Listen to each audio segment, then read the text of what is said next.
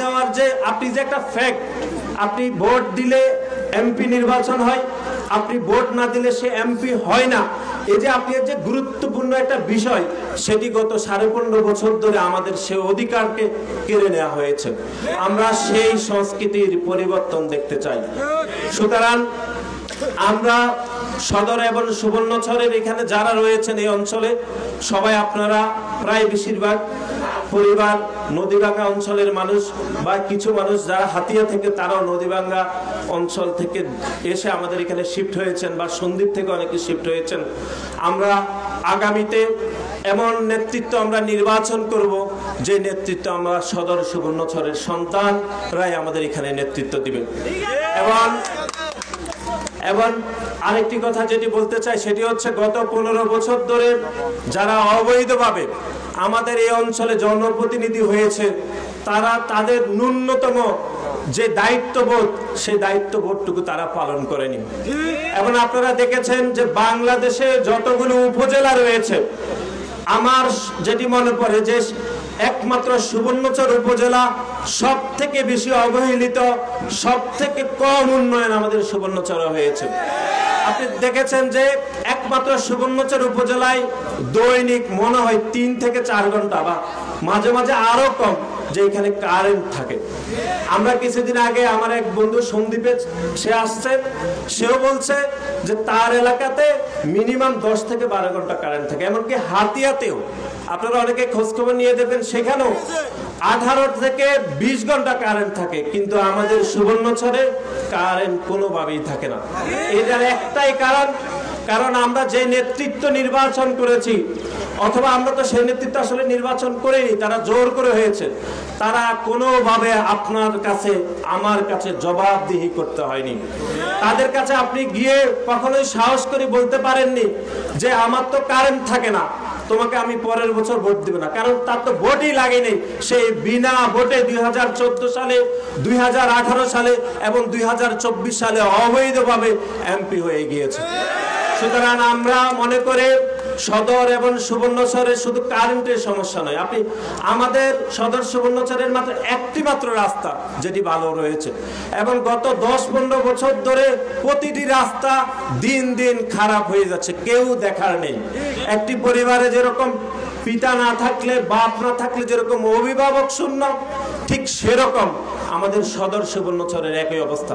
মনে হচ্ছে যে আমাদের কোনো অভিভাবক নেই, যে আপনি তো একজনের কাছে বলতে হবে যে ভাই আমার এলাকায় রাস্তা না একটু করে দেন, সেরকম কেউ আমাদের এলাকাতে নাই। আমরা এটির পরিবর্তন দেখতে চাই। এবং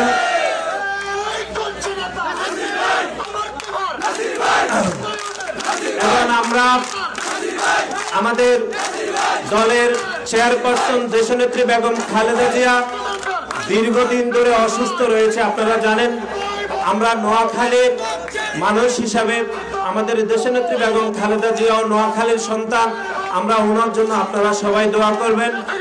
আমাদের এই এলাকার বারবার নির্বাচিত সংসদ সদস্য বিএনপির ভাইস চেয়ারম্যান আহলাদ শাহজাহান ভাই দীর্ঘদিন ধরে অসুস্থ রয়েছেন, আমরা ওনার সুস্থতা কামনা করছি।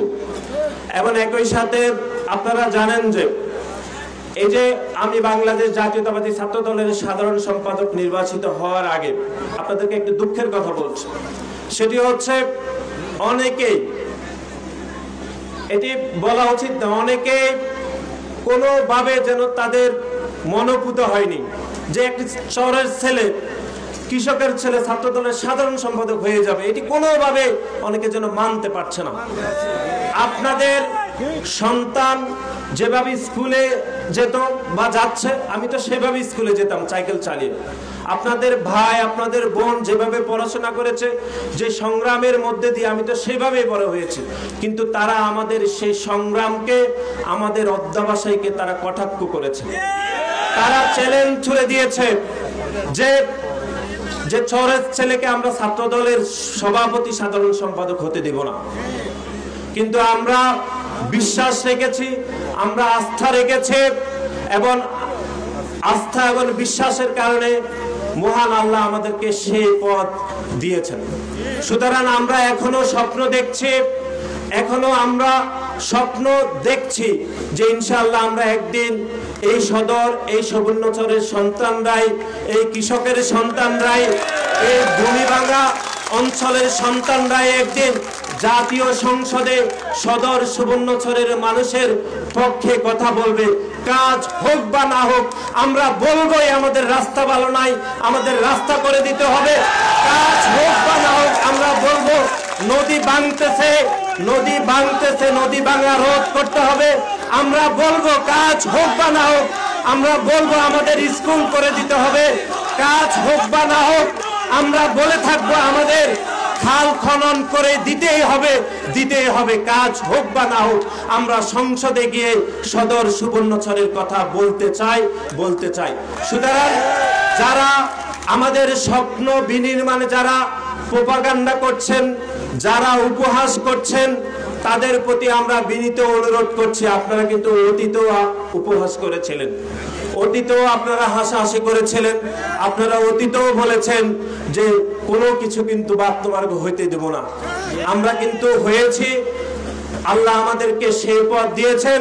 আমাদের দলের ভারপ্রাপ্ত চেয়ারম্যান জনাব তারেক রহমান আমাদের উপর আস্থা রেখেছেন। সন্তান হিসাবে আমি কথা দিচ্ছি, অতীতে আমার সামান্যতম যে যোগ্যতা ছিল সেই যোগ্যতা অনুসারে আমি পাশে ছিলাম।